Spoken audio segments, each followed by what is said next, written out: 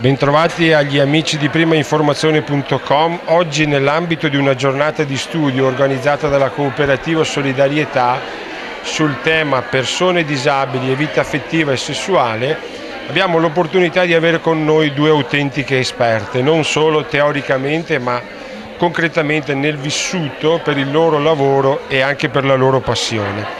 La dottoressa Caretto, prima di tutto, proviene da Roma, lavora nella realtà romana di queste varie e complesse situazioni che ruotano attorno alla disabilità, in particolare con riferimento all'autismo.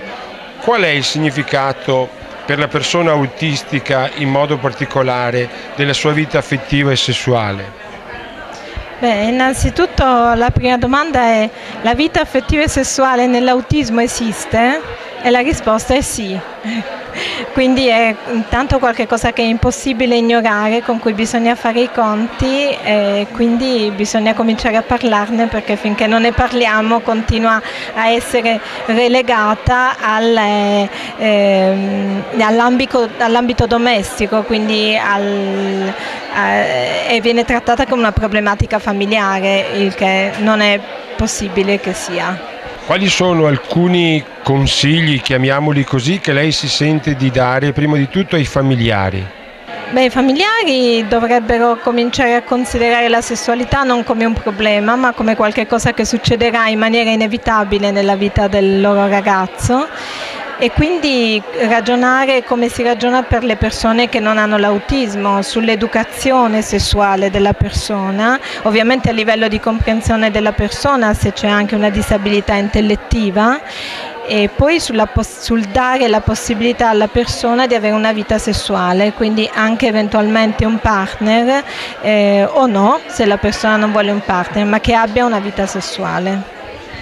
Lei, nella sua relazione alla giornata di studio, ha fatto riferimento anche all'assenza di politiche, così le ha chiamate, sessuali. Precisamente a che cosa possiamo pensare?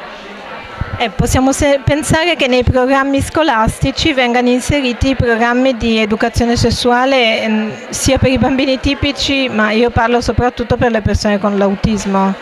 Quindi dovrebbe essere preso in considerazione che la riabilitazione non è soltanto il linguaggio, la comunicazione, la motricità, ma anche l'affettività e la sessualità.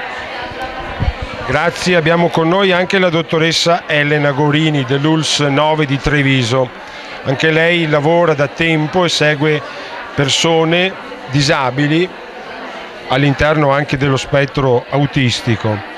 Partiamo allora da questo punto di vista che ci interessa, il lavoro da fare a livello di operatori ed educatori in primo luogo.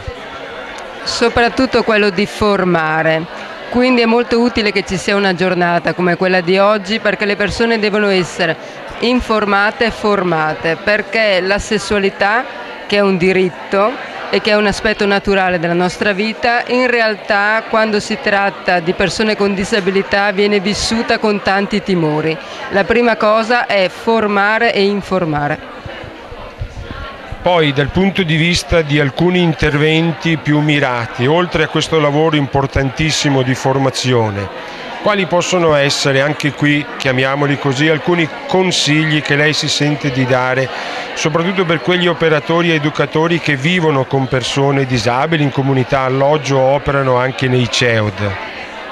Sì, mi rendo conto che quando si porta avanti un percorso educativo che riguarda anche la sessualità, ci sono tanti aspetti che possono diventare problematici, quindi gli operatori devono fare riferimento a dei professionisti che li possono consigliare perché possano fare veramente al meglio questo importante lavoro educativo, senza incorrere in aspetti di comportamenti inadeguati che a volte si associano alla sessualità, ma in realtà guidati, sia quando si tratta di persone a basso funzionamento che alto funzionamento, possiamo veramente migliorare la qualità della vita, e la sessualità è un aspetto così importante della nostra vita. Grazie alla dottoressa Flavia Caretto e grazie alla dottoressa Elena Gorini. Un arrivederci agli ascoltatori e agli amici di primainformazione.com.